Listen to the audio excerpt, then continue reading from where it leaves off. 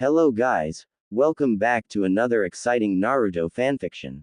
Heart. If you're enjoying this series, don't forget to hit the like button, share this video with your friends, and subscribe for more amazing Naruto, which is what if Naruto and female Sasuke hated each other at first.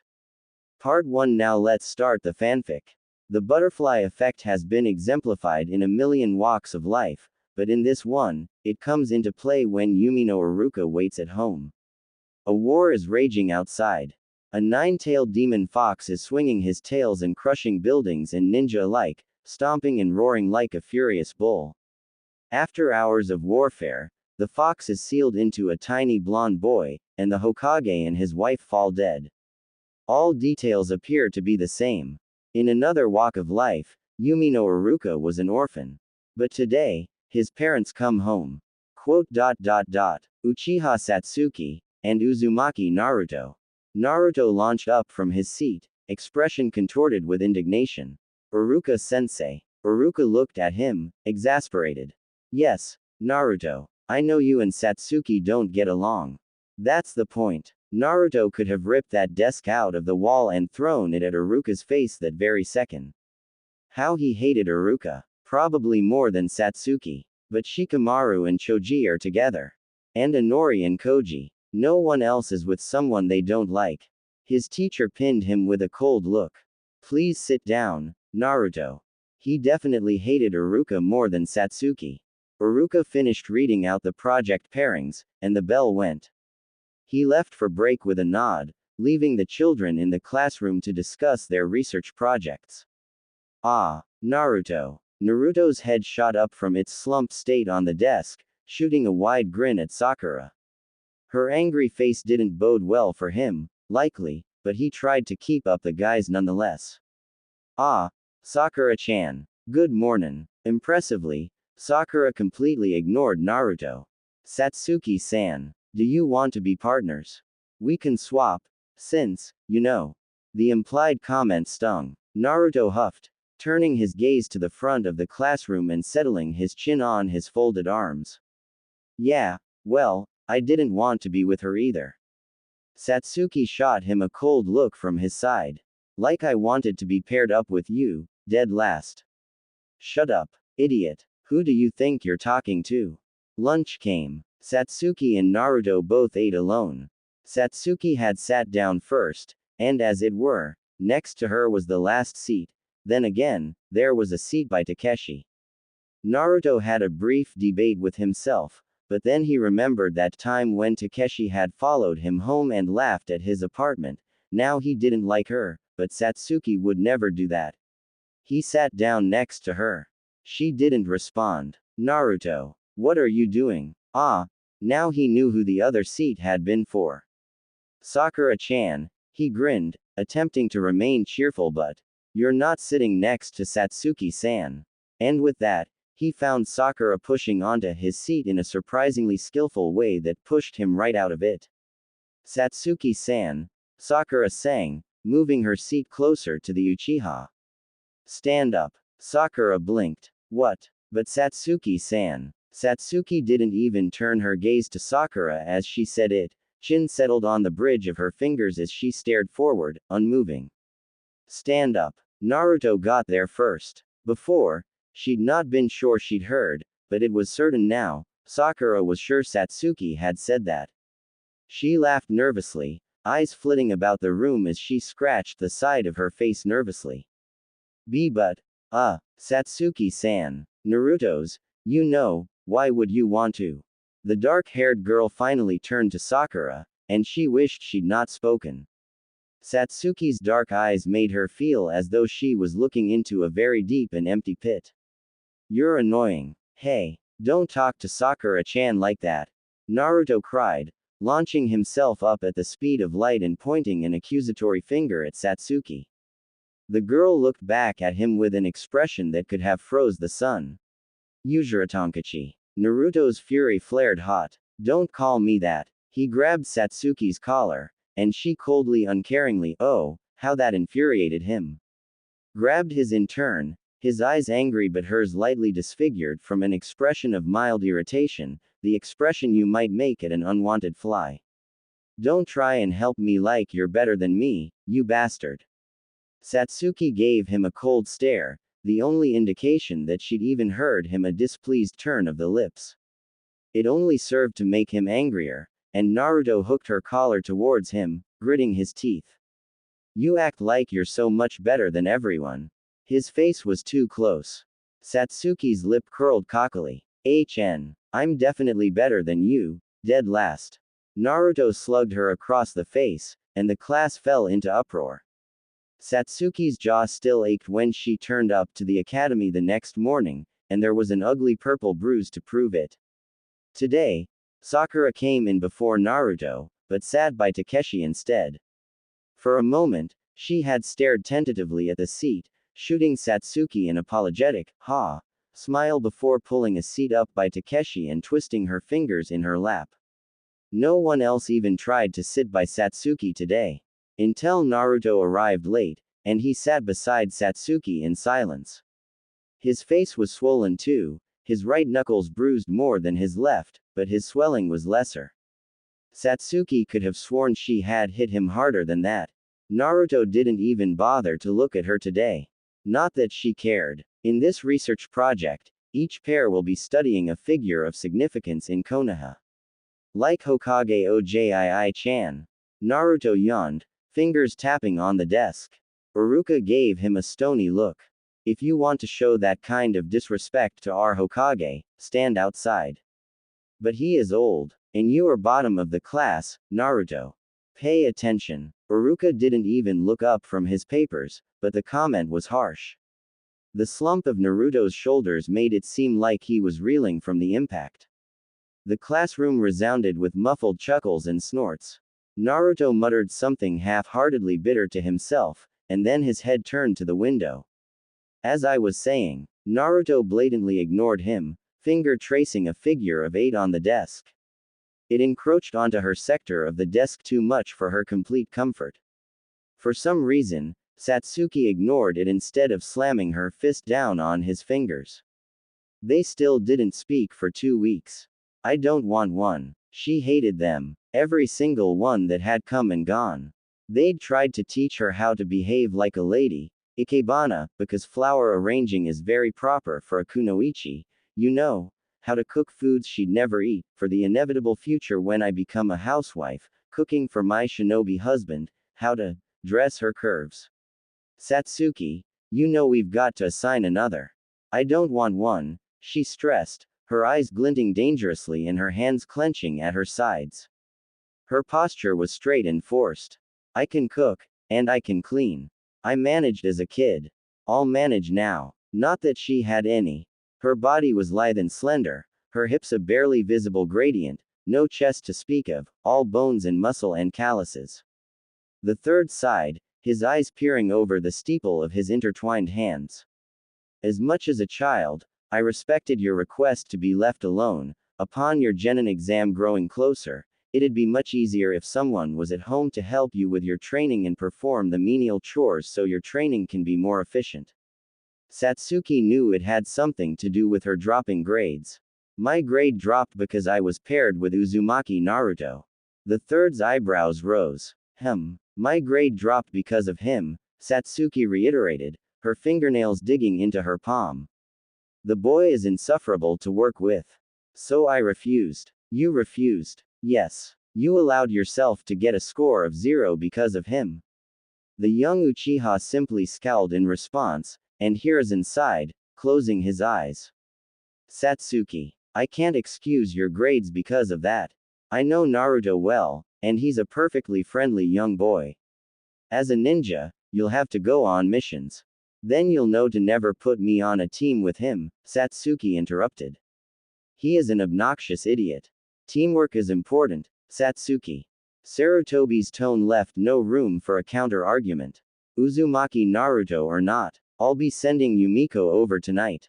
Satsuki's mood visibly darkened, her eyebrows knotting her face into a furious glare. Her lips thinned, and she turned around, her hair cutting through the air as she did. Feel free. I won't be opening the door tonight. I don't want one. He hated them. Passionately. There was no one except the Hokage himself that Naruto would trust in his home, cooking his food and cleaning. The last time a guardian had been assigned, Naruto had been somehow both isolated and betrayed. She had promised to pick him up one day, and he had told all of his friends, could he call them that, about how he was going to get picked up, too. One by one, everyone had left, Choji picked up by his plump mother, Shikamaru piggybacked home by his look-alike dad. In the end, Naruto had been ashamed and alone. When she attempted to return, Naruto had barricaded the door shut, and never let another one of those nannies, carers, whatever they were, into his apartment. Naruto, we've got to assign one. I'm sorry. Nah, I do not want one. For emphasis, Naruto made a large cross with his arms. You know what the other ones were like, Oji-chan. Sarutobi did. That said, Naruto, the state of your grades is worse than ever before. It's best that you focus your time and energy onto improving them, rather than cooking, cleaning, you know the like. As per your request, I stopped assigning them, but Naruto grabbed tufts of his blonde hair and pulled, yelling. It's all Satsuki's fault. Sarutobi's eyebrows raised, and he drew from his pipe. Great. Oh, she's the reason I failed that stupid joint project. She is so arg. Naruto pulled at his hair in frustration, looking to all the world as if he was going to kick the Hokage's desk off right there. She just drives me crazy. She acts like she's better than me all the time. I don't care if she's a girl or not, I just want to beat the crap out of her. The Hokage sighed, a hazy plume of thick smoke spreading out onto the ceiling. That doesn't mean you should, Naruto. If you met her, I spoke to her just before, Naruto. She's just as unwilling to have a temporary caregiver as you are. Naruto often forgot that Satsuki was also an orphan. He huffed. Yeah, well, why are you doing it then? I had a feeling you'd be unwilling, Sarutobi murmured, one hand shuffling through papers on his desk. I was going to offer you 2 remedial classes. What? But I've spoken to Iruka, and he says that the best course of action is that you redo the project, so this doesn't look quite so bad on your official scores. Naruto groaned. Over this coming holiday, Iruka has requested you and Satsuki work together for 2 weeks, just like the allotted time for the original project. If you fail it, you too reset the year. What? The third Hokage smiled. Appreciate this chance you've been given, Naruto. You'd better go tell Satsuki. That fucking bastard Iruka. I'm gonna to give him hell. Sarutobi regarded Naruto with a stern look, but the boy's fury left him oblivious. The Hokage looked at his work for a moment, signing off a document fluidly. You can get started today. He didn't look up. The young boy mumbled something. What is it, Naruto? Dress. Sarutobi blinked. What's her address? With a wrinkled smile, Hiruzen wrote down Satsuki's address, and sent Naruto on his way. The sun was setting beautifully over the Hokage Tower, and the haphazard shadows cast about Satsuki's windowsill like a silhouette dance. She was so much more tired than she should have been, and Satsuki found herself spooning tea leaves into a pot. The taste was bitter and too strong, a tinge of sweetness behind the overpowering scent. The young Uchiha lay on top of her duvet, placing the teacup onto the end table. She stared out of the window for a moment before picking up her book, opening it to the bookmark and letting the slip of paper slide out of the pages. She took a sip of the tea. Oi! Satsuki almost let her teacup clatter to the floor. Satsuki, you bastard, open the goddamn.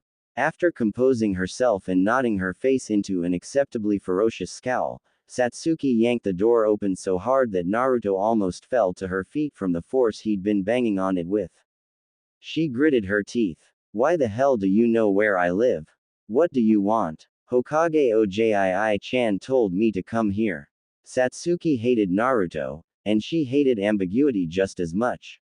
Naruto. To her further displeasure, the blonde pushed past her into her apartment. We gotta redo that stupid project for Iruka-sensei, otherwise we fail. Satsuki closed her eyes, exhaling. Failure is not an option. I have to become a ninja, soon, now, to kill him. I can't fail. Even if it means working with this idiot. Oi, what's with the. She heard the colossal crash of her bookcase toppling forward onto a young boy, and resisted the urge to give up on her revenge. Do you even know how to take care of plants? Satsuki turned her nose up at the boy, nonchalantly, because she really didn't care, but took careful note of how he was handling the plant. It was strange. Uzumaki Naruto was impolite and clumsy, and completely unrefined. He had no manners, and not an ounce of discipline in his body. But the moment the two had finished clearing up the bookcase, Naruto had taken the potted plant that Satsuki had bought on the spur of the moment and was doing something that could be described as tending to it. Satsuki didn't even know what to do upon the sight of the boy tracing the veins of the leaves, testing the soil with his fingertips, examining the undersides of the leaves. She hadn't imagined the boy had the capability to be careful within him. The soil's not fertile anymore. You got any, dunno, fruit skins? Stuff like that. As much as she didn't want to listen to a dead last, the plant did look sick, and she did like that plant. 10 minutes later, and they were arguing again. Tomatoes. They're vegetables. They're fruit. Yuzuratonkachi. Ah, don't call me that. Get something else. So like you know. No. Well, what are they?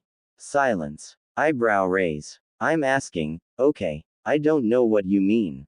What are they? What's what? One of those things. Everyone but me knows. Satsuki blinked. Come on. Tell me the secret. What are you on about? Dead last. What's a katra? It was a while until Satsuki managed to sit Naruto down with some appropriate books, and keep his attention for long enough to explain the project. We're studying the fourth Hokage. Naruto's eyes widened in recognition, and he nodded, rocking back and forth on his crossed legs. The yellow one, right? Yes. The yellow one. No need to be such a bastard about it. Why do you call me that? Satsuki knew the answer before it came. You act like a boy, or, you've got a chest like a boy. Naruto blinked. Because you're a bastard. That was the first thing Satsuki liked about Naruto. These books aren't enough. No. What? No. Naruto was whining again, and Satsuki resisted the urge to uppercut him. They're fine. No more books. Satsuki gave Naruto a cold glare, gaze flicking back to her work. Naruto found himself mesmerized by the way she leafed through the pages. She looked up at him, slamming the book shut and sliding it on top of a badly balanced book tower. These aren't specific enough, she said. Why does it matter? Satsuki didn't respond. She was awkwardly positioned, half kneeling but mostly lying down. One arm held a textbook flat on the floor, and the other wrote fluidly in a notebook, the paper held down by an elbow. Naruto frowned, standing up and stretching. The day had grown late. Ah, the view out of your window is amazing. And it was. Satsuki's room looked onto the main square of Konoha and the Hokage building, and the sky above it. Evening had fallen, and the lanterns from the shop below gave the view a singed orange glow. The sun beamed over angular pipes and tanks of the Konoha rooftops, a half-complete jigsaw silhouette casting over the windowsill. Satsuki didn't say anything. Don't you like it? She didn't look up from her work. Get some more sources. How? Satsuki didn't say anything, and Naruto turned, looking at her.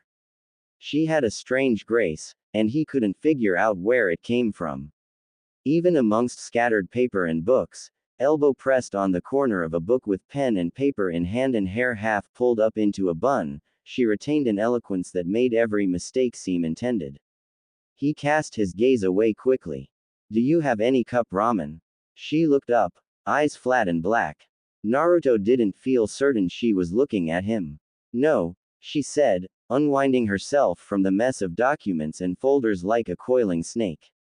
Satsuki didn't knock a single thing out of place, even amidst the precarious mess. I'm going to Ichiraku then. I'm making tea. Naruto blinked. What? Satsuki stood up, brushing strands of dark hair behind her ear and brushing past Naruto like a stranger. I'm making tea, she repeated, reaching the cooker and turning on the gas. And Satsuki stopped, settling the pan on the hob before stilling her movements. After a few seconds, she turned her head slightly, regarding Naruto on the edge of her peripheral vision. Stay. The food was much nicer than Naruto had expected. Not that he knew what he'd expected, anyway. But it was nice. It had been a rice bowl, but with eggs and meats and vegetables. He hated vegetables, and carefully picked around them, but on the off occasion he accidentally swallowed one, he didn't gag. The air was heavy. Naruto hurriedly grabbed his chopsticks from their upright position in the bowl and left them beside it. He began. Thanks. Satsuki didn't respond, standing up and taking both bowls to the sink. Naruto watched her walk, her silhouette passing by the window for a second. Do you want some tea? She said. I dunno. He heard the faint noise of water pouring. How do you like it? She asked. Naruto felt like it was more a demand. I dunno. I don't really drink tea. She stirred the tea, the quiet noise of tapping porcelain resounding through the kitchen. Naruto didn't really get why everyone liked Satsuki. She wasn't more popular than she was universally admired. She was pretty in an almost boyish way, with little lips and cold eyes. She had her hair out, not too long but not too short. Boys and girls alike loved her. Sakura was a prime example. A girl that loved Satsuki. Her refrigerator attitude wasn't attracted to her more than she wanted to be her. He didn't know whether Satsuki was being cold now because that was her permanent state, or whether it was because he was here. She set a rippling cup of tea down, and Naruto drank it hastily. The taste was sweet. How did you make it? She didn't respond. 'Cause it's nice. Thanks. Naruto stared out the window. The sky was a soft array of colors now, the sun tucked away behind buildings and walls. He found himself counting birds, settling his chin on his folded arms. Satsuki picked up her tea and bowls, soaping them in the sink with a sponge. She couldn't say for herself why she was being so accommodating, but she supposed that there was a lot at stake. He was staring out the window, the blonde of his hair indistinguishable in his silhouette. She stopped running the water, drying her hands and approaching the table.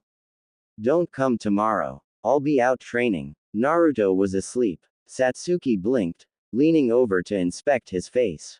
He was drooling. She poked his cheek lightly. He didn't move, and she rolled her eyes. Later on, Satsuki found herself tucking a blanket around his shoulders, and carefully sliding a pillow beneath his head. She drew the curtains, dressing into her pajamas quickly. She read in the light of a book lamp until early hours, but Naruto did not move. The tea was left to get cold. Shit. Satsuki awoke to the noise of a cup smashing and a chair toppling over. Her apartment was a single room, and she looked over with blurry vision to see Naruto rushing about confusedly. She groaned quietly, climbing out of bed. Sorry, I didn't realize I slept here the whole night. I'm sorry, I really have to go. Clean that crap up before you go, Satsuki said, rubbing her head and running her fingers through her hair. She stumbled over, careful to avoid the shards of porcelain. She wiped sleep from her eyes, grabbing a flannel from the sink and wiping the floor. No need to be such an ass, Naruto grumbled. I have to go now. Why didn't you wake me up? I tried. I didn't really. Did you really? Yes. No. Naruto wiped his hands, checking his pockets for his keys. I've gotta water my plants. Speaking of which, bastard. He was running out the door now. Have you named yours, yet? Why would I name a plant, idiot? The door closed. Satsuki found herself placing the plant on the balcony, to bask in the morning sunshine. Naruto. I'll call it Naruto. Satsuki's training wasn't that productive, that day. She hated using the training grounds and she dare not touch the Uchiha private grounds for fear of the memories, so she preferred to train in the woods. That day, Satsuki placed the targets just as he did, and flung kunai like her life depended on it. The timing was never right. She could never get that blind spot. There had been one occasion when she had, and it had felt fake. It had felt like a fluke. Sure enough, Satsuki had never hit it again.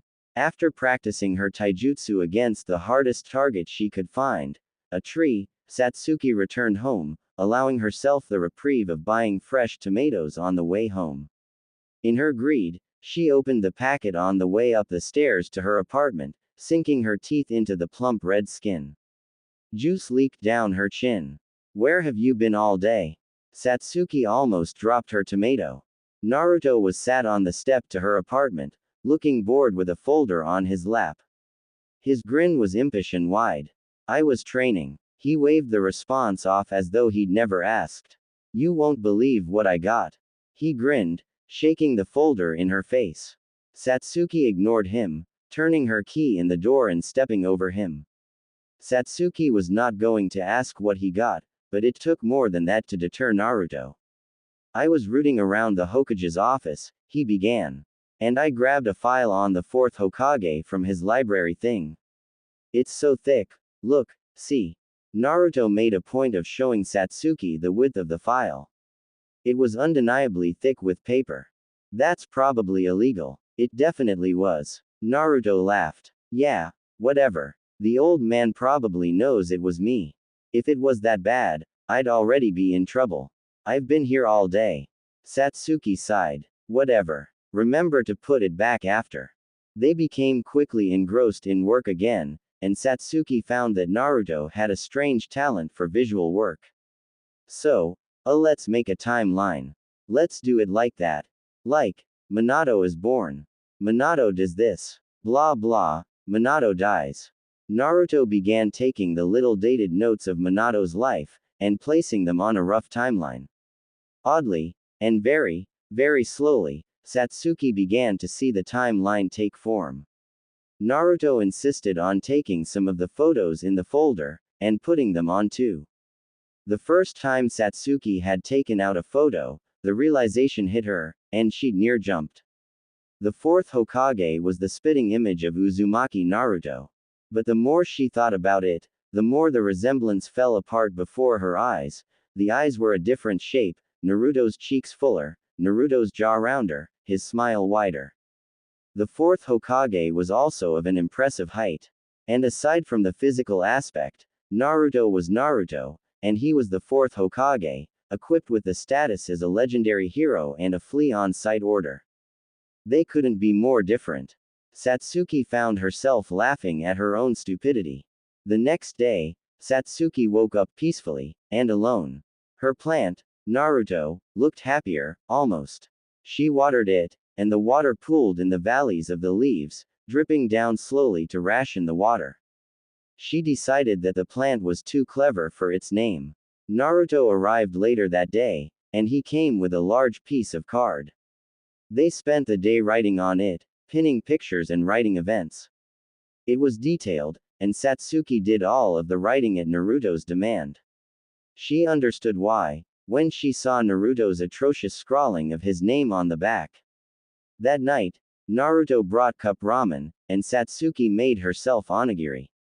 She wasn't hungry. The next 3 days continued similarly, until, at the end of the third day, it was complete. They asked the third Hokage if they could give the project to Iruka the next day, and he said yes. Naruto and Sasuke were given Iruka's address, and Naruto wailed about how they would manage to get the large piece of card down the stairs. Let's throw it out the window. Satsuki gave Naruto a glare. Come on. This is really long, and we're just going to bend it. She twitched. I'm not throwing it out of the window. It's easier. No. Naruto pouted, clutching the edges of the card. But we worked so hard. I don't want to bend it. Don't screw up then, Yujiro Tonkachi. He didn't, but it was a close call as they exited the stairwell, the card becoming jammed to the point where it appeared as though bending it was the only way through, but with some wiggling, it was very carefully managed. Once the hardest part was finished, they both awkwardly maneuvered through the masses of people, trying to reach an unknown address by asking unwilling strangers about street names and districts. Eventually, they reached Iruka's home. The grass was well groomed, the hedges trimmed and tiny flowers not quite wild peering through the metal fences like shy children. They knocked, and Iruka smiled slightly at seeing their massive board, less so at seeing Naruto. After explanation, he agreed to view the presentation in his front garden. With a sharp look from Satsuki, Naruto began. Namikaze Minato was born in a fishing village at the edge of the Land of Fire, the village of Kufuchi. His father was a fisherman, but since the fishing industry was being taken over by governmental ships, he sent Minato, with plenty of money, to live with a relative in Konoha, and to send money home once he started doing missions.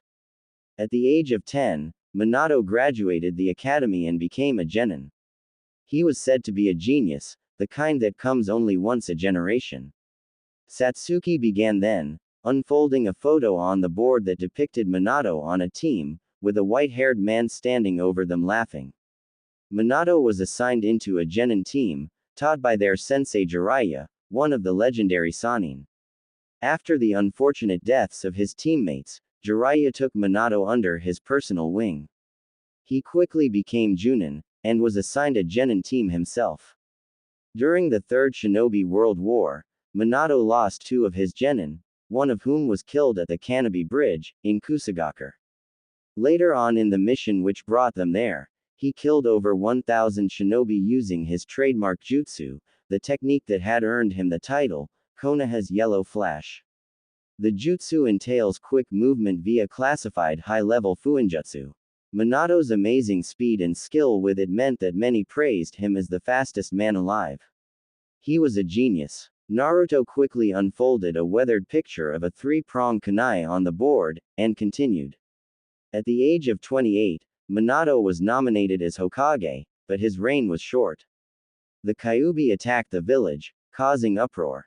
Minato protected the village with his life, sealing the Kyuubi away into the Shinigami using the Shiki Fujin, and he was condemned to have to fight the demon for eternity in the stomach of the Shinigami. For his sacrifice, he is regarded as one of the greatest heroes the village has ever produced. At the time of his death, Minato was 5'10", and was well known for his laid-back nature. He enjoyed reading, and was said to have dreamt of being Hokage since he was in the academy. Satsuki unveiled a picture of a young Minato, very young indeed, grinning widely amongst his classmates, under a tree. The picture was badly taken. Iruka applauded, smiling widely and commending them both on the excellent job. Naruto beamed, but Satsuki expressed little more than indifference, yet he could see a tiny smirk playing on her lips. You've both attained the highest mark for this. The presentation was excellent, the info was accurate and it was read clearly, concisely, and chronologically. You'll be able to progress to next year. Well done, you two. I wasn't sure if you'd get along. Me neither, Naruto said. They left, Iruka kindly offering to put the piece of card away somewhere. Just as Satsuki prepared to turn the corner, Naruto grabbed her arm. Hey, where are ya going? Home, she said. No, let's go buy some stuff. Let's celebrate, since we got an amazing grade. Satsuki blinked, but submitted, allowing herself to be dragged along. They reached a dingy convenience store, the woman at the counter looking bored. The sign read the hours for a Friday as 7 until 6. She noted the time, it was close to 6. The bell above the door rang as they walked in, Naruto lazily hooking his hands around the back of his head as he walked. Let's get sweets. She didn't say anything. Okay. So we need chocolate. Obviously. What type? Silence. Yeah, all of them. I know. I was just checking. The one-sided conversation continued for 5 or so minutes, and Naruto ended up with a bag bulging with chocolate and sweets. He was bouncing on the balls of his feet as they queued, 2 old ladies in front of them dropping their money at every possible opportunity. After what seemed like an eternity, they reached the till, but just as they set the stuff down, the woman left the key in the till and went into the back of the shop wordlessly. For a moment, Satsuki waited. Excuse me, she said, after a few moments more. The cashier came back out, now donned in a coat with her bag. She gave Satsuki a smile that made her feel ill. We were just closing up now, honey. Her expression was masking a badly disguised disgust, or something alike to it. Satsuki checked the time again. 10 to 6. But you're not closed yet. Naruto tugged on her arm. It's fine, okay. Let's just go home. I'm afraid we are, sweetheart. Satsuki found her tone escalating. No, it's not. It's 10 to 6. We're finished for the day, the cashier reiterated, smile wrinkled and entirely dishonest. No, you finish at 6. It's 10 to. The cashier shrugged, adjusting her bag. We leave 10 minutes early sometimes, she said, her face twisting into a jargon version of apologetic. No matter what she said, Satsuki knew well when an act had been done out of spite and little more. Naruto's insisting grip on her arm persisted. With a final scowl, Satsuki hooked the bag off the desk and headed for the door. Oi, you can't just take that. Oh really? Satsuki sneered. But I've paid for it. The cashier frowned. No you haven't. With a sweeping, strong movement, Satsuki lashed several coins and a note onto the floor. The woman looked at her, mouth agape, and the Uchiha simply shrugged in response. Yes, I have. With that, Satsuki turned out of the shop, a slack-jawed Naruto in tow. You know, it wasn't that important. Shut up. For once, Naruto listened, and they walked in silence, the rustling of the plastic bag the only noise passing between them. Satsuki shifted the bag's weight to her elbow. She was being rude, she said. You didn't need to cause a scene, Naruto bit back. We could have just gone somewhere else. Satsuki didn't respond. The walk home was silent, and though it hadn't been discussed, her feet led her to her own apartment, and she walked in, looking briefly at the plant and then placing the bag on the table beside the couch. Well, since we argued so much for some stupid sweets, they'd better taste nice. She sat beside him for a while, and after halting the all-consuming stream of food to his mouth, he gave her a strange look. Aren't you going to have some? Satsuki looked away for a moment. Huh, why not? I don't like sweets. Naruto blinked. How can you not like sweets? And why'd you yell at that lady if you didn't even want any? For you. Satsuki snorted. She didn't answer. Naruto spent the rest of his holiday living a loose schedule that varied between eating, sleeping, and training. On the Thursday, he had briefly considered contacting Satsuki for something else to do, but reminded himself that now she wasn't obliged to spend time with him, she would just kick him out of her apartment. Or, she wouldn't be in. Though, for all training she did, he never saw her in the training grounds. The genin exam arrived too quickly, and the night before, as though he was sensing his fear, Mizuki invited Naruto out for ramen. The gesture was a welcome one. The beef was wonderful and succulent, the noodles salty and perfect. Naruto couldn't fully appreciate the taste. How are you, Naruto? Slurping up one last noodle, Naruto grinned. Great, Mizuki-sensei. The food's amazing. Thanks. He knew that wasn't really what Mizuki had meant. Naruto did his best to avoid letting on. Mizuki smiled, eating a smaller bowl of noodles himself, slower. Their slurping was in unison, and Naruto ordered another bowl. Mizuki smiled into his food at Naruto's unprecedented eating speed, but said nothing. Are you prepared for your exam, Naruto? As prepared as I can be. Yeah, stop worrying, Mizuki-sensei. Are you prepared? His teacher laughed, the smile natural on his face. They ate for a while in silence, but the air was not thick. Naruto, if you're worried about your exam. Naruto sighed, pushing away his last bowl and cradling his stomach. I dunno, Mizuki-sensei. I try, but I can't get the bunshin down. I've tried for so long. I could teach you, Mizuki offered, but Naruto shook his head. We only have one night, it's fine. I'm just gonna hope that the bunshin technique doesn't come up. Naruto was laughing, but the sound screamed of emptiness. Mizuki gave him a sad look. Stupid. Don't leave it so last minute, next time. Didn't you want to ask me? You're stupid, Mizuki-sensei. Naruto huffed, staring into his food and folding his arms. Naruto, if you're struggling with chakra control, then tonight, I'll try and help you.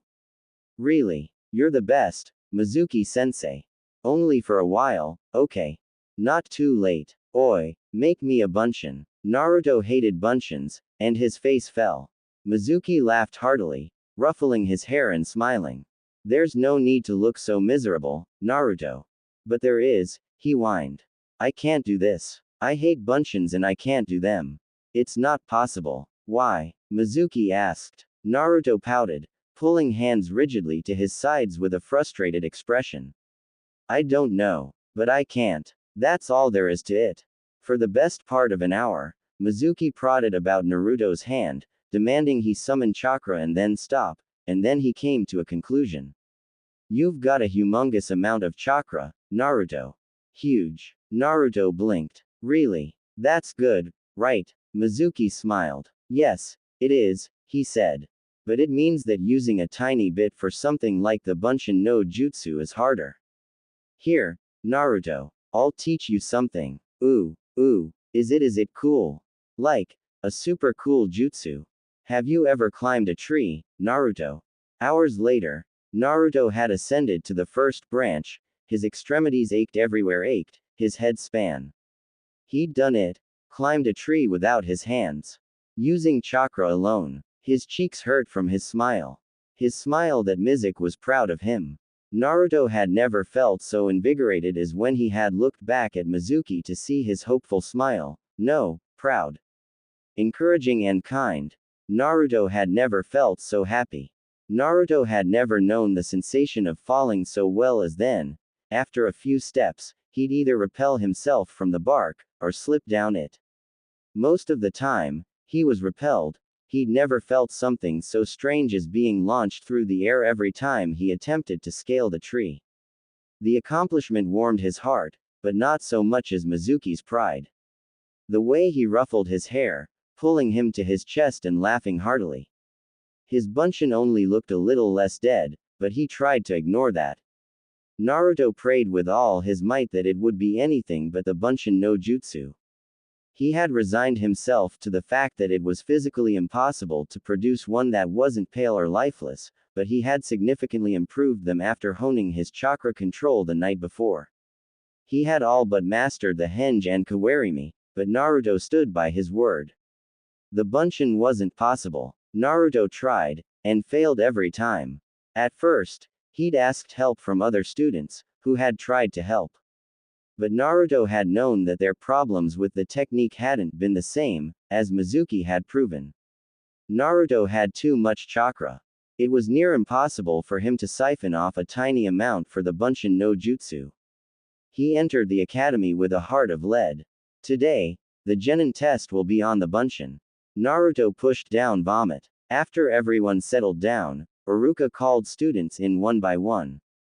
Naruto stole a glance at Satsuki. Her expression was bored. He imitated it. He was not nervous. Uzumaki Naruto, into the testing room. He was nervous as hell. Naruto walked in, quietly, past his classmates, their gazes burned his back, their laughing sniggers and whispers burned his ears, and into the practice room. He barely heard Iruka's request for 3 clones. Mizuki, at his side, smiled at him. Naruto undoubtedly and entirely preferred Mizuki. He tried. Very honestly, he did.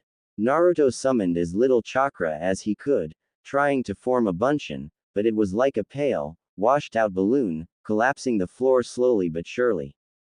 The failure stung. I'm very sorry, Naruto, but... Naruto didn't care. He bit his lip, pushing back tears. Iruka, don't you think we should let him pass? Naruto blinked, bringing his gaze up from the floor. Mizuki had a gentle expression on his face. He did create one bunshin, to be fair, Mizuki said, half smiling. Naruto's heart became lighter, just for a moment. Iruka sighed deeply. Mizuki, you know I can't pass him for that. It's not even a decent bunshin. I'm sorry, Naruto, but you fail.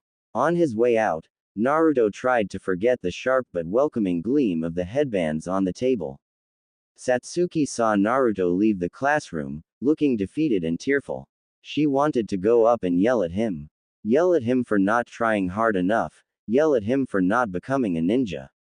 But she didn't understand why she wanted to. So Satsuki didn't say anything at all. Naruto had found himself, legs swinging, looking onto the village with Mizuki at his side. You know, Iruka didn't pass you because he wants you to be strong, Mizuki said. The boy winced, biting the inside of his cheek. I mean it, Naruto. Mizuki leant back, wind brushing white strands of hair out of his face. Being a ninja's hard, you know.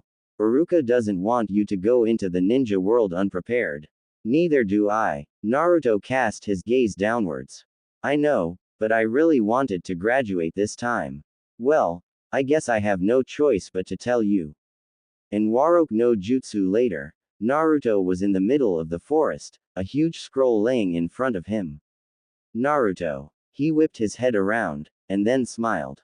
Mizuki-sensei. Mizuki strolled towards him, expression soft. He knelt down slightly, ruffling Naruto's hair. How are you doing? Great. Mizuki-sensei. I can finally do the Bunshin technique. Naruto said, grinning widely.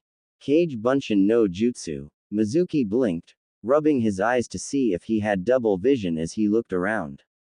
The area was truly filled to the brim with orange, and he smiled. Naruto, he said. That's amazing. That jutsu is an S rank. Most Junin can only create 3 at most, but this kid, there's thousands. Naruto grinned, rubbing the back of his head sheepishly.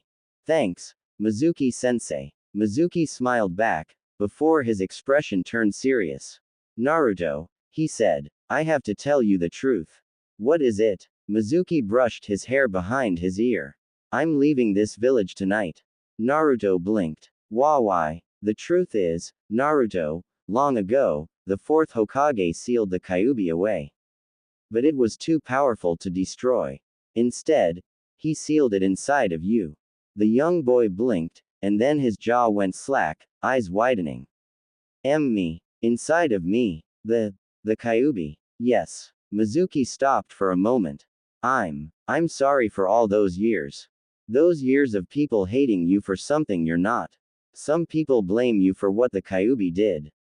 But I'd never. I know. Naruto's expression was tearful, and Mizuki shook his head, ruffling Naruto's hair once again. To tell the truth, Mizuki began, I once hated you, too. I couldn't see past what was inside of you. But one day, I came to see it. You were just a child, everyone mistreated you. You never understood why. You had no love, no care. You were so alone. This village only wants you for the power within you. But they mistreat you, and tonight, I am escaping. And I want you to come with me. Where to? Orochimaru-sama. He is a scientist, who long escaped Konoha himself. A genius. And I believe that within his village, you would be treated as not only a human being, but maybe a prince. Within Orochimaru-sama's territory, power is everything. That jutsu you just performed, it's the sign of a truly powerful shinobi, Naruto. Mizuki's expression made Naruto feel warm like he never had. Does he really believe in me? Come with me, this village is just holding you back. I would have escaped alone, but I don't want you to stay here, Naruto. All these years of abuse and terror, don't you want to escape? Naruto's heart pounded like a drum in his ears. Mizuki-sensei, in the years to come, Naruto would never forget the noise of lightning meeting flesh. With a fast and brutal cut of light, Mizuki's chest was pierced by a gloved hand, shredded alveoli spattering Naruto's face as Mizuki took a wheezing gasp through his mangled lung. His heart spluttered, his lungs coughed, and with a final, wet rasp, Mizuki's legs trembled and he slid off the man's arm like a sword from a sheath. Even when the chunks of gore had been removed, Naruto could not clean himself of that day.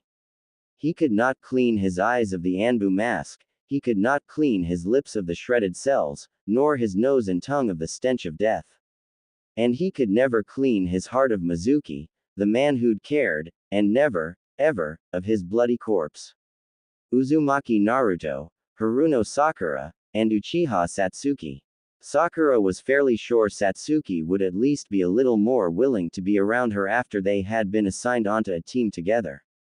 The girl was walking, hands in pockets. Satsuki-san. Good morning. Or, is it afternoon? I'm not too Sue. Satsuki paused in her walk. What? You pardon. Satsuki turned her head, looking at Sakura with a blank expression. What is it? She asked. Well, Sakura said, holding a bag to her side rigidly. I was thinking, we could have lunch. You know, since we're gonna be on a team and all. She scratched the side of her face. Satsuki faced forward again, and then she turned her whole body to face Sakura. She closed her eyes, as though in exasperation. Sakura had very honestly expected her to at least say something. With nothing more than a brush of arms, Satsuki walked straight past Sakura and back the way she'd came. Sakura-chan, do you want to sit together for lunch? No. Get out of my way, idiot. And Sakura walked straight past Naruto and back the way she'd came. Naruto saw the brief but certain glint of tears in her eyes. Yo. Satsuki didn't say anything, not even when Naruto slumped down next to her. She reached for a rice ball. Why did you make Sakura-chan cry? Naruto said. The words felt weak and empty to her, like Naruto didn't really care at all. Satsuki didn't look at him. I didn't say anything to her. Naruto believed her. She was telling the truth, and she ate beside him in silence. His stomach rumbled, and he turned to her, laughing sheepishly and rubbing the back of his head. She offered a rice ball with an outheld hand. Here. Naruto took it delightedly, smiling and thanking her, and took a bite. Yura, the hell's that? Not ramen. It's disgusting. I didn't prepare it for you. You like that? Later, Naruto returned home, and Satsuki went shopping. Good afternoon, Mizuki-sensei. He made himself as comfortable as he could amongst a field of buried dead, but Naruto had always been scared of ghosts. His hand brushed against the cold marble of a grave, and he pulled it back quick. Naruto bit his lip. I climbed over the gate to get here. Apparently the graveyard closes at 4. But no one'll care. I've done worse, right, Mizuki-sensei? Naruto wanted to talk to him. You shouldn't have. How did the assignments go? I like my new team, I think. Sakura-chan's on a team with me. It's like a dream come true. Being a ninja isn't a joke. You can't be messing around with the girl you like. At least it's not someone you don't like, though, right? Naruto rolled his eyes and groaned, remembering Satsuki. But I do have Satsuki on my team. She's alright, though. Recently. That's good. I'm sure things could have gone worse, right? You guys used to argue like cat and dog, but you could have gotten put with Takashi. Satsuki's really. I don't know, sensei. She can be mean, but she even offered me some of her lunch today.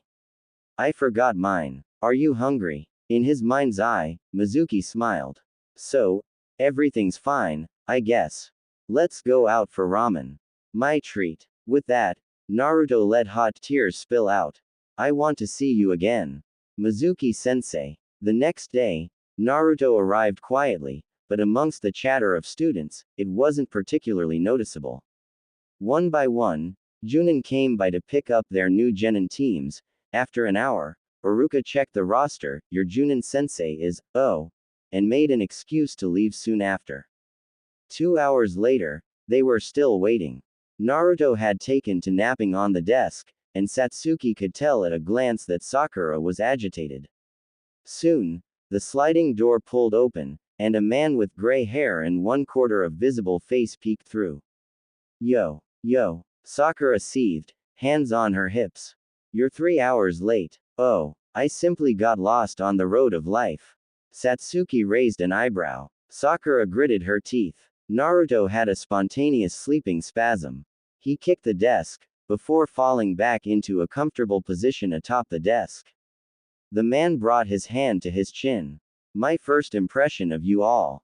Well, You're all very aggressive. Except the sleeping one. Meet me on the roof in 5 minutes. He was late again. Still stretching, Naruto blinked when Kakashi finally arrived. Late again. How did you get lost on your way to the roof? Kakashi smiled. A black cat crossed my path, so I had to take the long way around. Naruto nodded absent-mindedly, and Sakura found that proof enough that the boy was in a daze. She wondered what the long way around could even be. Their sensei coughed, and smiled. So, introduce yourselves. Your likes, dislikes, hobbies, dreams, that kind of thing. His expression was uncomfortably cheerful. What about you? Satsuki said bluntly. We don't know anything about you, she said again. Kakashi nodded in understanding, his smile sympathetic beneath the cotton of his mask. Yes, of course. Well, I'm Hatake Kakashi. I have many likes and dislikes. I don't have a dream. I have a few hobbies. Naruto folded his arms. We only found out your name. Kakashi smiled. You can go first, he said. I'm Uzumaki Naruto, he said, grinning widely. I like ramen. I don't like the 3 minutes it takes for the ramen to cook. My hobbies. I like gardening, I guess, and my dream is. Mizuki's voice rang in his head. This village is just holding you back. I would have escaped alone, but I don't want you to stay here, Naruto. All these years of abuse and terror, don't you want to escape? Naruto cast his gaze to the ground, eyes unseeing. Do I really want to be Hokage? Satsuki's eyes widened, and her breath caught in her throat. She schooled her expression back into one of nonchalance. To be Hokage. Naruto looked up, blinking in surprise. Satsuki said it again. To be Hokage. She flicked her gaze towards him. That's what you're always going on about, isn't it? Being Hokage. Naruto took a deep breath, laughing awkwardly. Yeah, he said, his cheerful demeanor reasserting itself. I suppose. I want to be the best Hokage there ever was. Better than any that came before. But even then, the lapse in personality had put Satsuki on edge, and the steeple of her hands tightened. I see, Kakashi said. And you next. His finger motioned towards Sakura, and she blushed, smiling. I'm Haruno Sakura. I like Dango, and I don't like Naruto. My hobbies are reading, and my dream is to be Satsuki's friend, she thought. That sounds pathetic. She coughed, and smiled confidently. My dream is to be a kunoichi worthy of Satsuki-san's acknowledgement. Sakura internally fist-pumped. Shanaru. Did that sound cool, or what? Satsuki, however, did not even blink at the declaration. Do we only like food, here? Kakashi pondered, before nodding at Satsuki. And now you. Satsuki closed her eyes, and Naruto could only take the fierce coldness of her face as a sign of rage. I'm Uchiha Satsuki. I have plenty of dislikes. I don't particularly like anything. Tomatoes, Naruto said. Kakashi looked at Naruto with a blank look, and the boy rubbed the back of his head with an awkward grin. I mean, you like tomatoes, right? You don't really eat anything else. Satsuki bristled at the comment, and continued unhindered. I don't have any hobbies. I don't have a dream, it's an ambition. Kakashi felt his heart go cold. Just as expected. To kill a certain man, and restore my clan. Naruto and Sakura in turn both looked at Satsuki with a horrified awe. To kill, Sakura thought. That's so much more mature than what I said, but. To kill someone. Geez. I was right. Satsuki is totally off her cake. Kakashi nodded. I see. And then he turned back to the group, smiling. You're a diverse group. You're the first 2/3 female cell I've seen in a long time, you know. But, will you be prepared for the test? His expression was mock contemplative, and Satsuki felt anger welling in her chest. Naruto's heart sank to the pit of his stomach, but he tried to hold up his smile. What test? His teacher smiled. The one that sends back 2/3 of the passing students. Did you not hear? What? No way, Sakura declared, stumbling over her words in her horror. No. There can't be. I can't fail now. I'm sure there is. You guys mustn't be in the information loop, you know. But, I'll give you some exclusive information. Naruto and Sakura leaned forward, completely at attention. Satsuki didn't even look at the man, but her posture was as alert as ever. Kakashi leaned forward, speaking in a happy whisper. No one's ever passed my test. Training grounds, at 5 tomorrow. In the morning. When else? Kakashi's smile was making Naruto fear for his life. And don't eat breakfast. Or, you'll throw up. Satsuki and Naruto walked home together, their homes on roughly the same route. Naruto didn't know if Sakura's was, too, but her presence was welcome to him anyway. Oh, just a minute, okay. I need to go buy some incense. Sakura blinked. Has someone died? Maybe that was why he wasn't so annoying today. Naruto held a finger up for them to wait, and hurried into a shop. Satsuki leaned against a wall, looking blankly ahead, and Sakura leaned identically next to her. After a moment's silence, Sakura couldn't take it. How do you put up with him? Satsuki turned her head to Sakura. Naruto, Sakura said, I can't stand him. How do you put up with him? He's so annoying. She felt almost guilty for the outburst, and she hurried to correct herself, laughing awkwardly. Well, I mean, we're gonna have to be on a team for a long time, so. Satsuki looked as though she hadn't heard Sakura, staring straight forward. Just as Sakura was about to pretend she hadn't said anything at all, the Uchiha responded. Yeah, he is annoying. Sakura blinked at the unexpected response, then waited for her to continue. She didn't. Well, that didn't answer anything. Oi, let's go home now. Sorry to keep you guys waiting. Naruto bounded towards them, grinning widely with a packet of incense in hand. They walked for a short while, crossing the main market with little conversation at all. Naruto was speaking, but it was more like background noise to Sakura than anything at all. His stomach rumbled loudly, and Satsuki rolled her eyes. Naruto groaned, rubbing his belly. Yeah, sorry. I don't think I can afford anything right now anyway. He felt for his wallet forlornly, so let's just go home. They walked for a moment, before Sakura heard the rustle of clothing and saw something green pass from Satsuki's hand to Naruto. It almost hit him in the head, and the catch was clumsy. Oi, that almost hit me, you asshole. Just eat it. Naruto took a look at the green ball in his hand. It was an apple, spherical and juicy looking. He'd always been of the opinion that apples were one of the more tolerable fruits. He looked at Satsuki, and smiled widely. Thanks. Sakura frowned. If he annoys her too, why is she so strangely nice to him? Naruto smiled harder when he remembered that Satsuki didn't eat apples. As they reached a corner, the three of them split off into separate roads. Satsuki-san, see you tomorrow, right? Good luck. Sakura smiled, waving enthusiastically. Satsuki nodded, giving Naruto a nod in turn as she turned down her street and steadily walked away. Bye, Sakura-chan. I hope we pass this test tomorrow. Naruto hadn't expected anything like what he got. Yeah, Sakura smiled, bowing politely. Good luck, Naruto. We'll have fun being on a team together if we pass this test, so, let's try our best. His heart skipped a beat, and he blushed. Ha! Yeah, see you, Sakura-chan. And with that, Naruto left for the graveyard with a smile so wide it hurt his cheeks. Mizuki-sensei, how did everything go? We're gonna have to do a test to actually become genin. It sounds hard, and I'm not sure I can do it, but... Naruto took a deep breath. I'm not sure about Sakura-chan yet, but...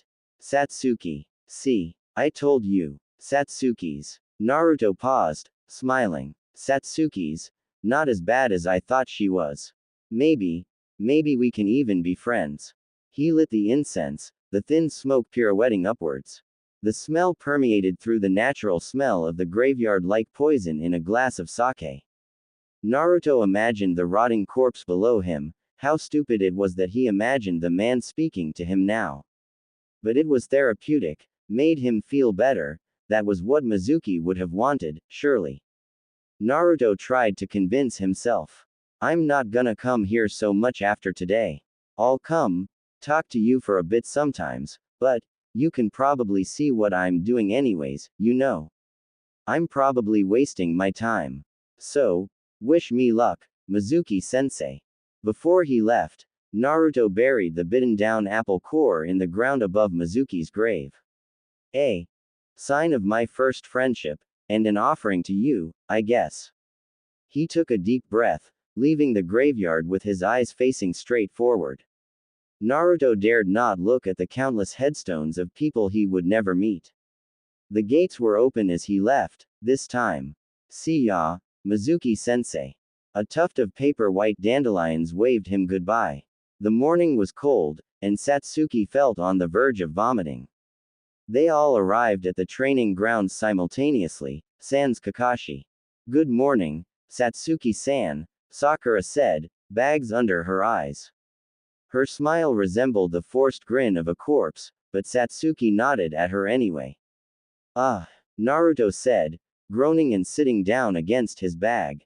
If Kakashi is late again today. Satsuki hoped he wouldn't be. He was. 3 hours later, Kakashi arrived with an entirely disinterested expression. He waved cheerfully. Yo. Satsuki supposed she'd be cheerful if she'd had 3 hours more sleep, too. You're late. Naruto and Sakura shouted in unison, identical expressions of rage on their faces. Kakashi shrugged, smiling and putting his hands up as though to admit defeat. I had to run around the village 15 times to defeat a green beast. Liar. Kakashi dangled 2 bells in front of them, and they jingled. These, he said, are your ticket to being a shinobi. He tied them to his belt. Take them from me, and you get to become a ninja. Don't. And you get sent back to the academy. And you get to be tied to a log while I eat food. Kakashi smiled. I hope you ate breakfast. Naruto stomped his feet, furious. But you told us not to eat any. Satsuki felt awfully stupid for having listened. Her hand wandered subconsciously to her stomach. Well, maybe you 3 cute genin ought to think for yourselves, Kakashi said. He reached for the timer, winding a knob at the back and pressing down on the top. You have until noon. Fight me like you intend to kill me, or you'll do no damage at all, I assure you. But, sensei, Sakura said, looking nervous. What if we hurt you? Kakashi just laughed at her, and Satsuki saw Naruto tense and run forward like a hare. As if I'm gonna lose out on being a ninja now. And with a roar, Naruto lunged forward, kunai clutched in one hand. And with a blink, Kakashi had that very same kunai pointed at the back of Naruto's very own neck. He smiled. I haven't even said go yet. Satsuki felt herself go cold. But you two would do well to take from Naruto's example, come at me with the intent to kill. Now, Kakashi released Naruto's hand from his grip, and walked into the center of the clearing. Go. Within a millisecond, Sakura and Satsuki had hidden within the trees, but Kakashi looked entirely unconcerned. Naruto was bemused. Aren't you? I dunno, gonna chase after them. The man shrugged, and reached into his pouch. Naruto steadied himself, eyeing his bag carefully as he rooted through it. Kunai, shuriken, or something else. I don't know what to expect from this guy. With a sleek motion, Kakashi pulled out a small orange book. Naruto blinked. Wait, what? You're reading. Kakashi didn't look up. Why are you reading? He still didn't look up, but turned a page. To find out what happens, of course. Naruto clenched his fists. Is this guy taking me that lightly? He thought, but he grinned, and formed a hand sign. From the branches, Satsuki frowned. What is Naruto doing? Kage Bunshin no Jutsu. The clearing became filled with Narutos, and Satsuki blinked. I suppose, if they're just illusions. Kage Bunshin, Kakashi mused, and his tone sounded a tad surprised. And so many. How reckless, but I'm impressed.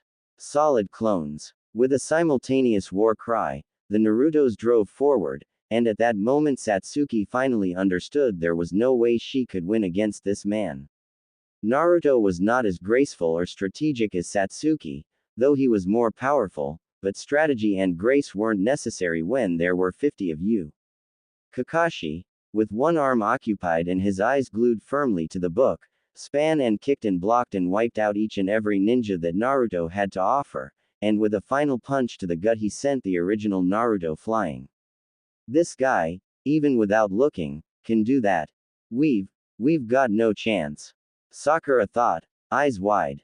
After a moment of looking at Naruto, leaning against the tree to her right, Satsuki closed her eyes. This plan was the stupidest she'd had yet. He must be having an influence on me, she thought tiredly. Naruto, she whispered. His head jerked up to see her in the branches. What? He said loudly, and Satsuki resisted the urge to put her head in her hands. Idiot.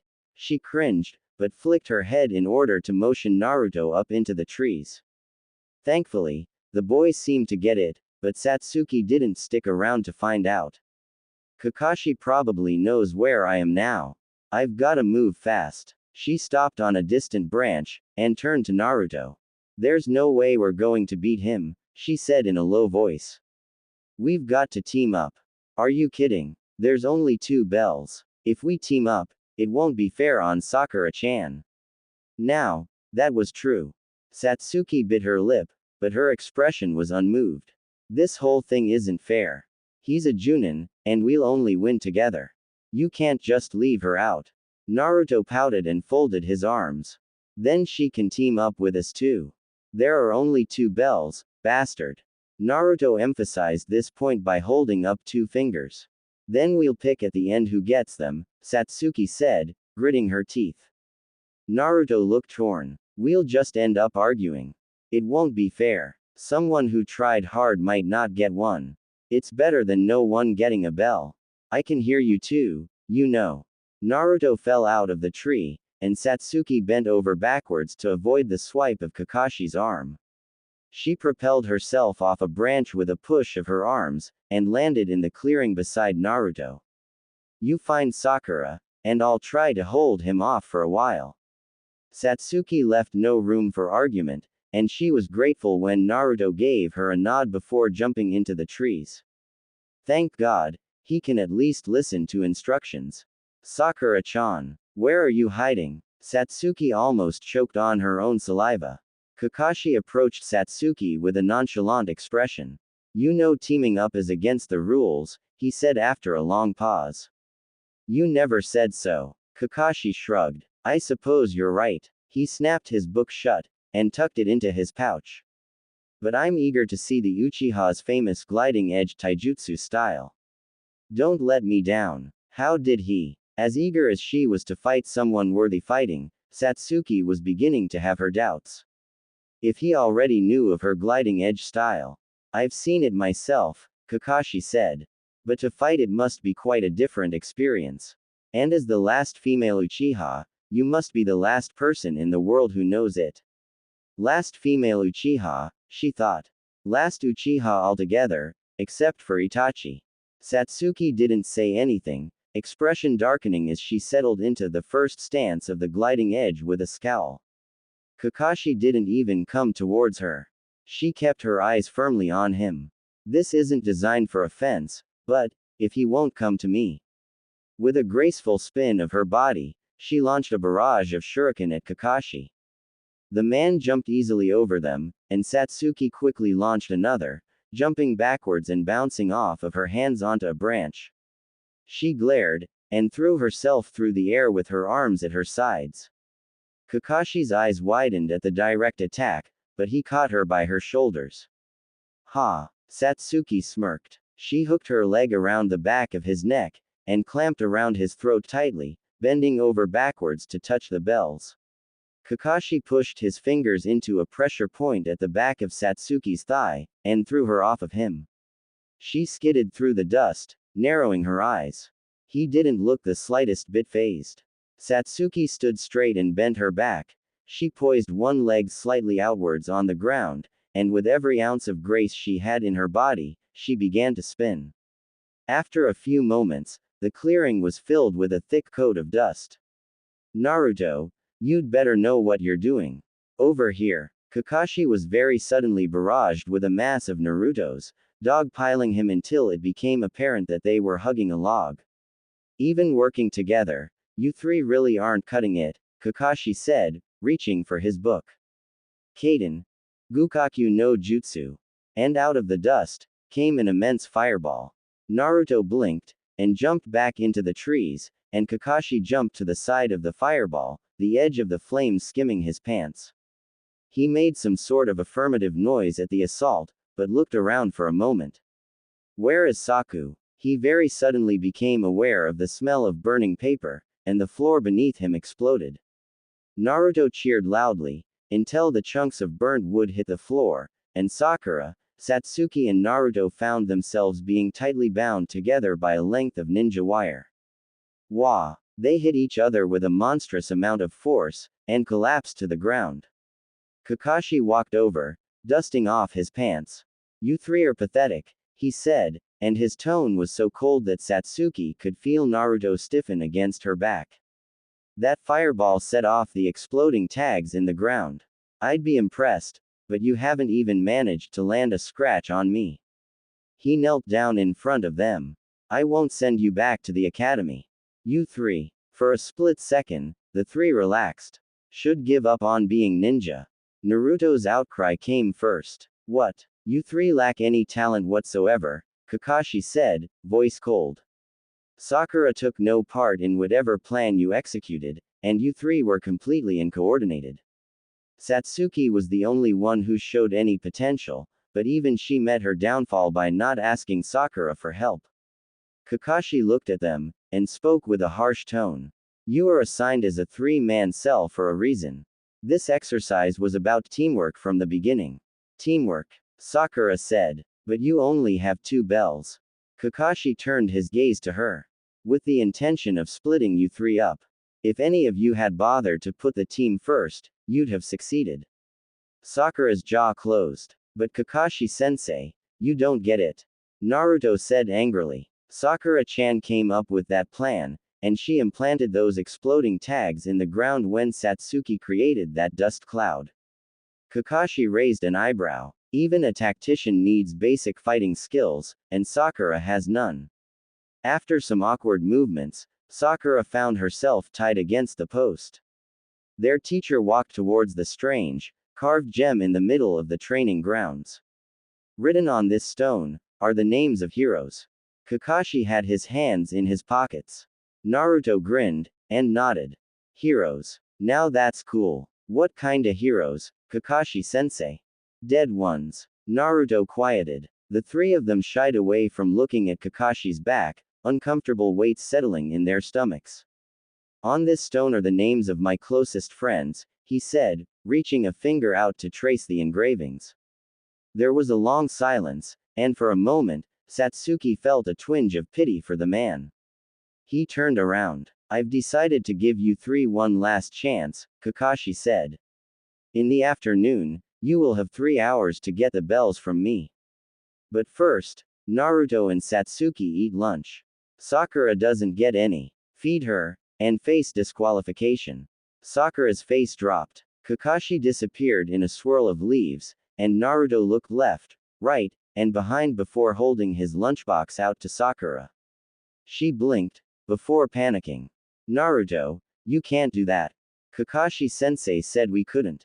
So what? Satsuki intercepted. He's not around. If you don't eat something, you won't be any good. Be you. Come on, Naruto said. We've gotta be quick or he'll get back here. Sakura pushed down a smile. Even Satsuki is helping me. My hands are kinda. I'll feed you, Sakura-chan. Nah, no way. Satsuki ended up feeding her. There was a bang and a swirl of smoke. You guys. The three of them reeled back. Pass. I'm sick of these stupid D-rank missions. I want a C rank. Iruka sighed. Naruto. The week had been filled with an array of mediocre missions, and Satsuki's ears rang from Naruto's complaints. She was beginning to worry about the effects on her hearing. No more getting the daimyo's wife's cat. I don't wanna. Naruto, Iruka said, expression irritated. Well, the Hokage said. Okay. Team 7 blinked. We just received AC rank, actually. What? Like protecting a beautiful princess. Or, the Hokage coughed. Tazuna-san, a short man with a straw hat peered through the door, face red with drink. He's a bridge builder from the land of waves, the Hokage said. You're required to take him back, and protect him from bandits and the like. What? So I'm being taken by a couple of princesses and a midget. The bridge builder hiccuped, sake in hand with a strange look at the Hokage. Can these kids really protect me? Naruto began howling incoherently at the man, Kakashi holding him by his head. Are these ninja insufficient, Tazuna-san? The Hokage asked, and it wasn't more a question than a challenge. Tazuna gulped. In any case, Kakashi said, I am coming as well. So don't worry. Tazuna grumbled, tipping his hat. The day was blisteringly hot, and Naruto's attitude was as exhausting as ever. For some reason, every single bush was immensely interesting to him. Satsuki felt uneasy. Very, very uneasy. She couldn't really pinpoint why, either. The fear was stupid and childish, and she crushed it. Satsuki-san. She jumped. Satsuki-san. Sakura said, hands behind her back. Have you ever left Konoha before? Satsuki paused, and nodded. Oh, Sakura said, laughing awkwardly. I haven't, but it's not that different here. Just lots of trees, I guess. Satsuki was quiet, hands tucked in her pockets. I was young, she said. I can't remember it. Oh. They walked in silence, the air heavy. I just wanted to say thank you, Sakura blurted out. Satsuki raised an eyebrow, and the other girl giggled. Well, Sakura began. I wouldn't have passed the test if you hadn't had the idea to work together, so I kinda owe it to you. Naruto was the one who made us all work together, Satsuki said. I wouldn't have asked you, otherwise. Sakura blinked, and her jaw opened and closed like a fish. After a moment, she blushed and looked at her feet. I guess that figures, Sakura said, shuffling her bag awkwardly on her shoulders. He probably wanted to ask me on a date, or something. It was nice of him. Sakura looked up, confused. Satsuki didn't look at her. Naruto refused the opportunity to get a bell so you could have a chance at getting one. The road looked so long to her. All she could see was the very, very distant curve of the path ahead. Sakura said, and Satsuki twitched. I mean, it's nice and all, but I just wish Naruto would take a hint. Satsuki finally looked Sakura in the eyes, and said, I wish you would, too. And Sakura was left staring at Satsuki's back with a gobsmacked expression on her face. Kakashi-sensei. Sakura froze, and so did Naruto, eyes widening at the two black figures, and in the very same moment, Satsuki lunged. The two encircled them, running forward with enraged expressions, and Satsuki jumped, graceful and precise as she kicked them simultaneously. With a flick of her wrist, she nailed the chains between them to the tree. But what about Kakashi-sense? Yo. Satsuki could have rolled her eyes. But you, Naruto stuttered, jaw slack, until he turned to see Kakashi's bloody remains, only to find chunks of wood scattered across the clearing. Kakashi shrugged. I was testing how you would react in a dangerous situation. These two men were the demon brothers, high-level ninja. Tazuna stiffened beside Sakura. Their teacher turned a stern eye to the tipsy man, and he shaded his eyes with his hat. Tazuna-san, Kakashi said, why would high-level ninja be after you? You reported this mission as AC rank. Nothing but bandits at most. Tazuna took a shaky breath. Our country is small. We have no shinobi force. And the ocean trade, our only trade, as an island, is being monopolized by a fearful man. His voice lowered, and his shoulders hunched. Gedu. Kakashi blinked. Gedu. Kakashi-sensei, who's Gedu? Naruto said. A big-name businessman. And you're saying he's sucking the money out of your country? Tazuna nodded. I couldn't afford anything more than C rank. But I am building the bridge that will end Getu's reign of tyranny, he fears it. I am bound to be assassinated if you leave now. Naruto struggled to keep his shaking under control. Those two ninja, I couldn't even move, but Satsuki just took them out all on her own. He looked at her. Her expression was casual, and she caught his gaze, smirking. Hurt. Scaredy cat. Naruto gritted his teeth, glaring angrily at her, before Kakashi caught his attention. Naruto, your cut will have to be treated in the village. Those blades they used were dipped in poison, he said. We will have to turn back either way. The boy looked at his team, and gritted his teeth. So, is that it? I'm holding everyone back. Like hell. Naruto plunged a kunai into his hand. I swear by this cut on my hand, he said, that I won't hold anyone back, and that I won't give up. And I never go back on my word. Satsuki suppressed a smile. Good idea, but now you're probably going to bleed to death. Really? Naruto howled, clutching his hand. Satsuki twitched. Nope. He's definitely still an idiot. The journey continued uneventfully but anxiously all at once. Kakashi seemed slightly on edge, as did Sakura and Tazuna. But Naruto, predictably, had taken Satsuki's victory as an insult to him, and was now making it his duty to protect them.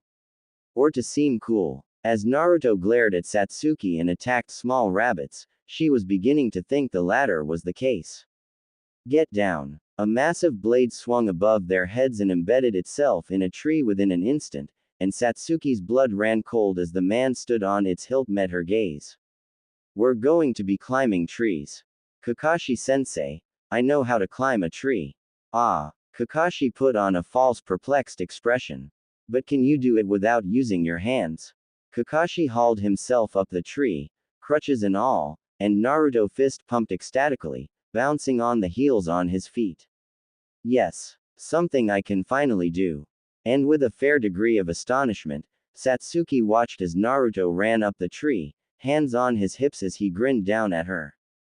Kakashi raised an eyebrow. Well done, Naruto. Where did he learn something like that? Their teacher looked down at them, walking down the tree. As you can see, Naruto already understands this exercise. By infusing chakra into your feet, you stick your feet to the tree. Satsuki lifted her foot to the tree, and found herself hopping to regain balance as she was repelled from the bark. Too much, and you're thrown away from the bark. Too little, and you won't stick. It may take you a while to get the hang of it. Sensei. As Sakura waved from her perch upon a branch, Satsuki finally felt the crushingly embarrassing feeling of being the dead last. The sun beat down on Satsuki like her mother's stern voice had when she was young, and she awoke groggily. Are you alright? She jerked away, blinking at the strange girl who had such a soft expression. Worry knotted itself on the girl's eyebrows, and she asked Satsuki again. Miss, are you alright? Satsuki blinked, forcing her vision to focus, before nodding dumbly. The girl smiled. I'm glad, but why would you sleep in a place like this? Satsuki yawned, looking around at the trees and the warm grass beneath her. I fell asleep after all that training. She sat up, rolling the kinks out of her shoulders and neck. I was training. The girl smiled. Are you a shinobi? Satsuki nodded, taking note of her kimono, and of the woven basket beside her. The girl noticed her wandering gaze, and smiled. I was here to collect herbs. A loved one is sick. These herbs relieve fever. Why are you training, then? The Uchiha thinned her lips. The sun was blinding. To get stronger. The girl beside him nodded. But for what purpose do you become stronger? Her head tilted. Is there anyone who is precious to you? Satsuki blinked, turning to the girl sat beside her. Precious. The girl turned, hair brushing the edges of her face. Someone to protect. Satsuki scoffed, and the other girl's face changed a little. Do you not have anyone like that, then? I don't want anyone like that, Satsuki said, speaking as though the words stung her lips. Now, the girl wasn't saying anything at all, and Satsuki found herself speaking instead. My only purpose is to avenge the deaths of my family. Nothing else. For a moment, it seemed as though Satsuki's coldness had silenced the girl, until she sighed and looked at Satsuki with eyes that stirred emotion in her.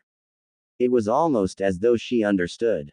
How sad. Sad. Like you'd know, Satsuki spat. The girl turned her sad, sad gaze, away from Satsuki. I suppose not. But death is always sad. The girl's eyes closed. I'm sorry for your loss. Satsuki couldn't bear to look at her. It was a long time ago, she said. The girl said nothing, staring at her knees, until she broke the silence. I lost my family at a young age, she said. I was lost for a long time. I had no purpose, a street urchin, simply trying to eat and drink. I found someone. I began to love someone. We are strongest when we protect those precious to us. Do you truly have no one? They would just be a liability, Satsuki said, anger bubbling in her voice like an unattended stove. Why? Because I have an ambition, and I can't let anyone get in my way. I have to kill my brother, no matter what. Satsuki resisted the urge to attack the girl. She was seething. The girl closed her eyes. That isn't true. With others, you are truly strong. He told me to hate him, to attain power to kill him, and I will. Others will just hold me back. If he had done such an evil to you, why would you still listen to him? Satsuki couldn't help but admire the softness of the girl's voice, even as she spewed atrocities. Do you still value what he has to say, as a brother? Is it perhaps, that you maybe still love him? Despite his crimes? The girl asked, and her face was the picture of innocence, but all Satsuki could see was red. She held back her fists. I will kill Itachi. You, Satsuki said, the words tasting of poison, could never understand.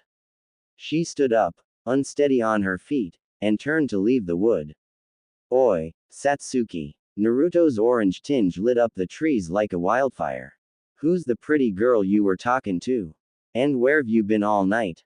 Training. Oh, and sir, the girl called after them, I'm a boy.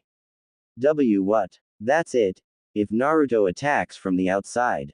Satsuki. Satsuki twitched, and Naruto grinned. I came in here to save you. After a moment's searching, Satsuki could find no words. Fucking idiot. You, Satsuki said, mouth opening and closing. You're such an idiot. Why didn't you stay outside? Hey, I was just trying to help. Naruto huffed, and Satsuki took a deep breath. I can't kill him. I can't kill him. Satsuki directed her attention to the glinting ice mirrors about them. I've gotta take care of this guy first. You two will die here. The glow of the mirrors blinded Satsuki, and she was riddled with Senbon and thrown to the ground beside Naruto. Every movement burned, and Satsuki's body gave out beneath her weight. Kage Bunshin no Jutsu. Stop it! Satsuki cried. The clones leapt, and in the same instant, disappeared. Naruto flew back with an agonized cry, and Satsuki winced. There's no way we can keep this up. She thought, looking at the icy reflections of Haku. Ah, you think you're so great. Naruto groaned, sitting up, Senbon pointing out of his shoulder. I won't lose here. I have a dream. To become Hokage and be acknowledged by my village, and I won't die before I see it. Satsuki watched Naruto stand up with a strange sort of awe. I too, have a dream, said the masked reflection. I must make my precious one's dream come true. For that, I will become a shinobi, and kill off my emotions. Like you, I will die before my dream fails. I won't lose to you. Naruto yelled. Kage Bunshin no Jutsu. Stop. In seconds, Naruto was thrown back down again, bloodier than ever this time, but Satsuki had seen, for a split second. That movement. Naruto did it again, and Satsuki found it once more. A trail, the lithe form of Haku, moving from mirror to mirror at such a speed. Even if I can see it, that's no help now. Naruto, she breathed, her voice strained. Can you do that once more? Of course I can, bastard, Naruto said, smirking, but Satsuki saw how his posture faltered, his labored breathing. He's too much of an idiot to admit it, but he won't last much longer. Kage Bunshin no Jutsu, and Satsuki swept her foot through the water, kicking it into the air, and, there it is, the water was repelled by Haku's movement, bouncing with every movement. If I time it right. Satsuki saw her enter a mirror, and lifted her fingers to her mouth. Kaden. Gukaku no Jutsu. Haku veered closely out of the way of the fireball, the edges of his clothes singed. The barrage of attacks stopped, and Naruto slumped to the floor. Shit, Satsuki said, turning to the boy. He was crumpled on the floor. Naruto, get up. Just a sec, asshole. Haku narrowed his eyes. I have to take this opportunity. That girl is tracking my movements. I can't afford to let this battle continue. It must end here. He launched a barrage of Senbon at Satsuki, carefully aimed. Satsuki picked up a Senbon from beneath her, and carefully, awkwardly, and just barely deflected all of them. Her breathing was heavy. Naruto, get up. I can't cover for you any longer. She yelled. Naruto looked at her, but his gaze was hazy and unfocused. I will. Bastard. Naruto whispered, but in the same moment, he collapsed backwards. Satsuki's heart sank. Your friend won't be getting back up, Haku said. This fight is over for you. She can't read my movements, surely. The human eye is not fast enough. This blow will be the last. Satsuki picked Naruto up, and jumped out of the way.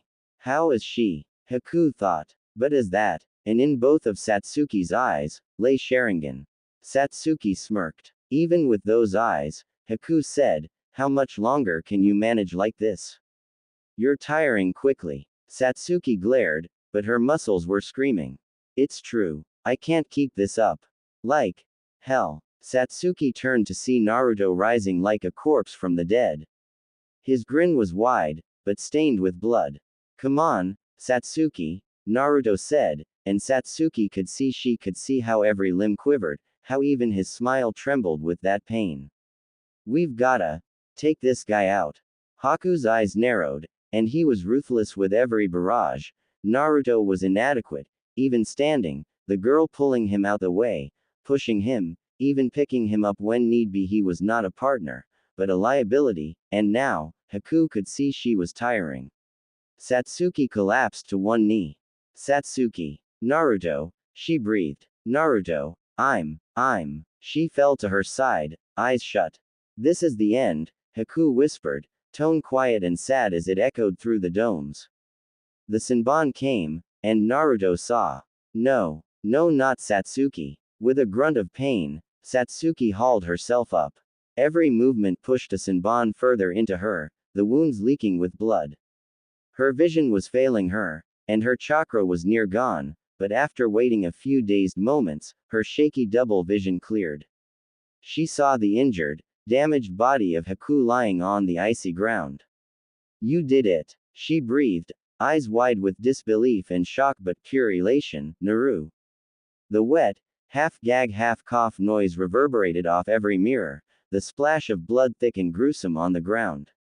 Naruto's legs were shaking, but he turned back to Satsuki with a pained and slow movement. His smile stole away Satsuki's breath. You look stupid. She whispered. So many Senbon protruded from his neck. Too many. You protected me. Satsuki hated the color orange more than anything. She could see it in every mirror. Ha! His voice was hoarse and sore with pain, but she could hear the laughter in it. You're awake. Good. She was choking on every breath. Air stopped coming altogether. He looked away from her. He's not dead yet. You have to get up, bastard. Stop being a wimp. His breathing was so heavy. I never asked you, she said. There was so much blood beneath Naruto. I never asked you to do this. Why didn't you just stay the hell out of this? I hate you. All she could hear was her heartbeat, now, banging in the midst of mirrors and mist. Naruto remembered the time when Satsuki lashed out at a cashier. You know, it wasn't that important. Shut up. Why'd you yell at that lady if you didn't even want any? You just don't get it. Naruto said, shaking on his feet. I don't care whether you asked. Naruto crumpled, and Satsuki found herself grabbing him by those Senbon-ridden arms with her Senbon-ridden own, and they were both so hurt, but why did he look like he was going to? She held him tighter. His eyes were too blue, on a bridge filled with black ninja and red blood and white fog, but never blue. Hokage, he said. I always wanted to be Hokage, but I guess it isn't so important now, huh? Satsuki had never seen him smile like that. It was a quiet smile. I thought, he coughed. I thought that was the most important thing to me, but don't say things like that. Satsuki tried to speak, but all that came out was air that fell away like water and blood. Blood gurgled from his throat like a spluttering fountain. A splatter of blood stained Satsuki's cheek. Promise me, Naruto choked out. Promise me you won't lose to this loser, and that you won't die. Naruto's hand was reaching upwards. I promise, she whispered. Promise me, too. Satsuki's voice was choked. Promise me you won't die. Naruto exhaled, smiling a bloody grin. I promise. And Uzumaki Naruto never goes back on his word. Satsuki nodded, her breath hitching as his eyes shut and his body relaxed in her arms. His smile slipped away from his lips as he died. Naruto. She settled her head in the nook of his neck, breathing in shakily. He still smells of fucking ramen and soil. She couldn't look at his face anymore. Her eyes stung. How could this? Naruto, Satsuki whispered, her vision clouding.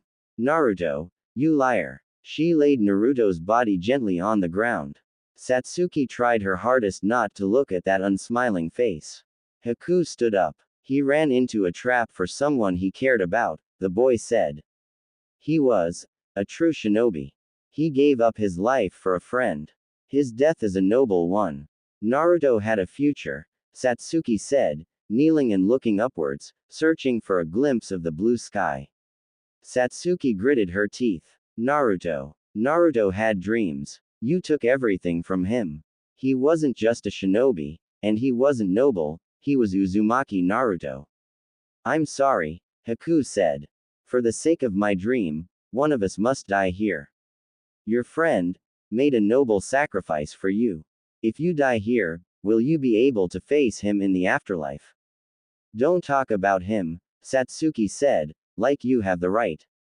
It stank of blood. Don't talk about Naruto. Don't you dare. She brought her gaze to the slits of the mask. You aren't going where Naruto's going, Satsuki said, and her mouth formed into a twisted smile. She walked. Haku said nothing at all, taking up a twisted stance with a handful of senbon. He moved. But I promise you this. He ran forward, closer. You will die today. And 3 tomo swirled in each eye.